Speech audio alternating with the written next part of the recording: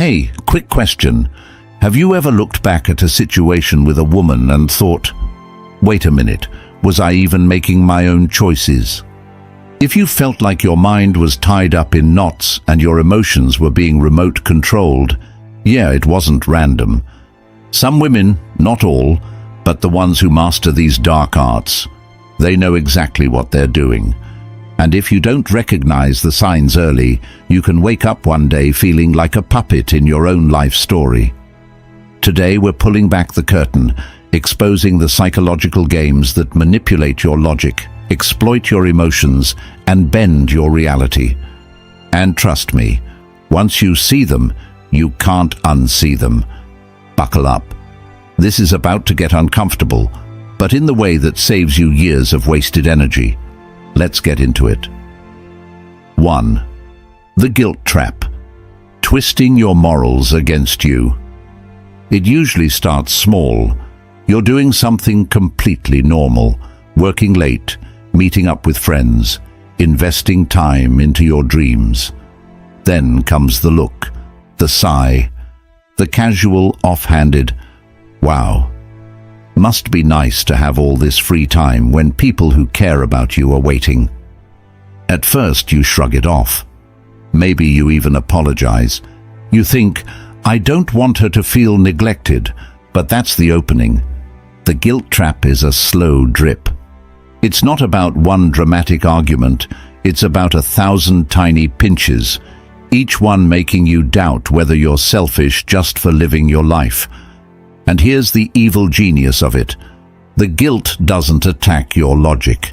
It attacks your identity. It makes you question if you're even a good man. And once that seed of doubt is planted, it grows wild. You start prioritizing appeasing her feelings over honoring your own values. That's exactly where she wants you. Because when guilt steers your choices, you're easier to control. You stop asking, what do I want? You start asking, how can I avoid making her upset? And in that moment, you're no longer free. You're reacting instead of leading. Real love doesn't manipulate your moral compass against you. Real connection enhances your integrity. It doesn't weaponize it. The antidote? Catch it early. If you notice yourself constantly apologizing for things that aren't wrong, constantly rearranging your goals to keep someone temporarily happy, stop. Check yourself. Ask, am I being fair to myself right now? Am I honoring what matters to me? Or am I being guilt-tripped into surrendering who I am? Healthy relationships are based on mutual respect, not emotional ransom notes disguised as love. 2. Gaslighting, rewriting your reality. You're not crazy. You're not imagining things. But if a woman's using gaslighting against you, you'll start doubting your own sanity faster than you think. Gaslighting is psychological warfare. It doesn't just argue with you, it attacks your sense of reality itself. It looks like this. You catch her texting an ex, and somehow after the conversation, you're the one apologizing for being paranoid. She says something cruel, you react, and suddenly you're the sensitive one who can't take a joke. You bring up an issue, and she flips it, saying you're the real problem. It's dizzying. You walk away from every disagreement feeling more confused than when you walked in. You start thinking, maybe I'm overreacting, maybe I am too emotional, maybe I do expect too much. Pause. Think back. When you're alone, when no one's whispering in your ear, what does your gut say? Because here's the thing. Gaslighting is designed to sever you from your instincts. It's designed to make you outsource your truth to someone else's approval. And once you're cut off from your own reality, you're vulnerable. You're easier to control, easier to manipulate, easier to keep stuck. Now, not every disagreement is gaslighting. People are allowed to see things differently. But if you notice a pattern where every issue somehow becomes your fault, if apologies always flow in one direction, if you feel less confident the longer you stay, You're not being loved, you're being controlled. The only cure for gaslighting is brutal self-trust, not arrogance, not ego, just a quiet, grounded loyalty to what your eyes see and what your soul knows. Trust yourself. You don't need a permission slip to believe what you experienced. 3. The hot and cold game. Addiction through uncertainty. There's a twisted psychological trick that creates obsession. Unpredictability. It's called intermittent reinforcement, and it's straight out of a lab rat experiment. Give a rat a reward every time he presses a lever, he gets bored fast. Give him a reward only sometimes, at random intervals. He'll keep pressing the lever like a man possessed. Guess what? Some women use this exact dynamic. At first, it's incredible.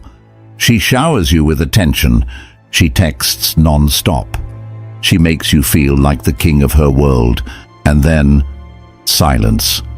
A day, 2 days. No explanation. Then boom, she's back, sweet as ever, acting like nothing happened.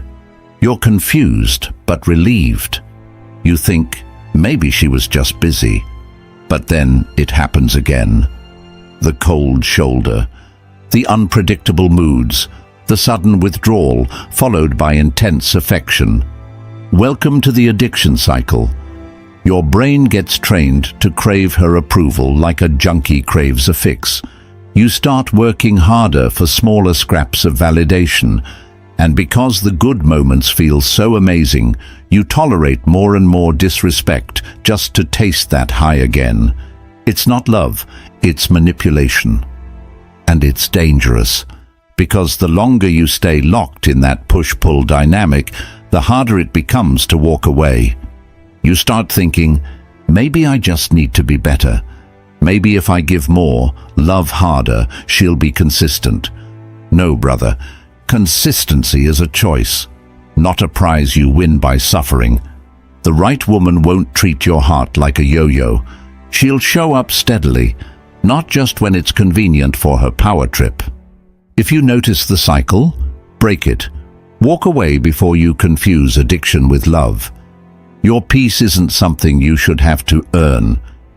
It's the baseline requirement for anyone who wants access to your life. 4. Emotional withholding, weaponizing affection. You know that sinking feeling when someone you care about suddenly becomes distant. Not mad, not arguing, just cold. Like a wall went up overnight and you're standing outside barefoot in the snow, knocking, begging to be let back in. This is emotional withholding. It's one of the quietest and most brutal manipulation tactics out there. Because unlike yelling or insults, withholding affection doesn't leave bruises. It leaves emptiness, a hollow ache. And here's how the cycle usually works. You do something that displeases her, maybe something small. Instead of addressing it openly, she withdraws. She becomes cold, distant, disinterested, as if punishing you. You feel rejected, confused, anxious. You chase. You apologize, overcompensate, jump through hoops trying to get her back. And every time you chase, you're training yourself to accept emotional starvation as normal. You start to believe, if I work harder, she'll love me again. If I sacrifice more, I'll get her warmth back. It's an emotional hostage situation. Instead of being loved for who you are, you're being tested like a dog earning treats. And make no mistake, this isn't about love, it's about control. It's about teaching you that her affection is conditional, that your peace and happiness are privileges she can grant or deny, depending on how well you behave. Think about that. Real love isn't a carrot dangling at the end of a stick. It's a steady fire. It might flicker during hard times, but it doesn't disappear as punishment. The moment you find yourself begging for basic warmth, you're no longer in a healthy relationship. You're in an emotional prison. You don't have to live there. You are worthy of love that doesn't have strings attached. You are worthy of affection that doesn't need to be earned through obedience. Remember, if someone can control you through silence, they own you. Reclaim your power. Stop knocking on a door that only opens when it's convenient for someone else's ego. Walk toward the light, not the cold. 5. Future. Faking.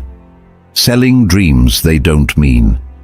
It's easy to spot manipulation when it's cruel.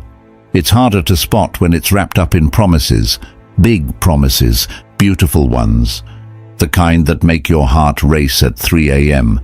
because you believe, maybe, finally, you've found something real.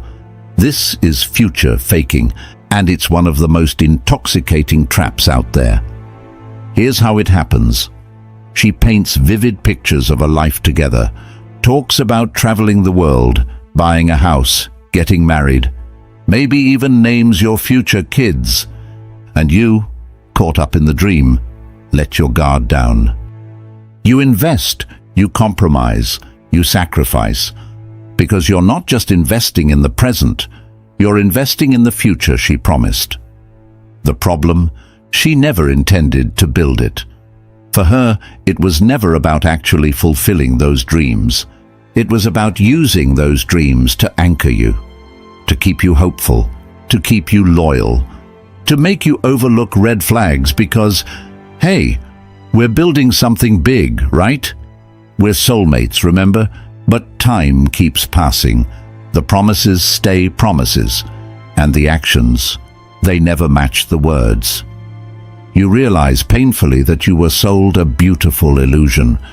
And the heartbreak isn't just about losing her. It's about losing the future you thought you were moving toward. Real love isn't a sales pitch. It's 1,000 small actions that add up to something solid and unshakable. Don't buy castles made of air. Build your own fortress of truth and invite only those who can meet you on solid ground. Look, this wasn't an easy conversation. I know it's uncomfortable hearing this. You want to believe the best in people. You want to believe love is pure, simple, fair. And it can be, but only if you first protect yourself from the people who would rather use you than love you. Manipulation thrives in the dark. The second you shine a light on it, the second you see it for what it is, you take back your power. You stop being a pawn. The more you trust yourself, the faster you spot real love from fake affection. Because now you know, you don't chase emotional scraps. You don't beg for basic respect. You don't settle for a fantasy someone else is too lazy to build. You become the kind of man who is his own home, solid, safe, unbreakable. And from that place, you attract real love, or nothing at all. And honestly, you'll never settle for less again. If this hits something real inside you, if you're done falling for the games and you're ready to step into real strength, then stick around. Hit that subscribe button. We're building something here, a brotherhood of men who see clearly, think sharply, and love with their eyes wide open. No sugarcoating, no fairy tales, just the raw, unfiltered truth you need to live free. Subscribe, and let's keep walking this road together.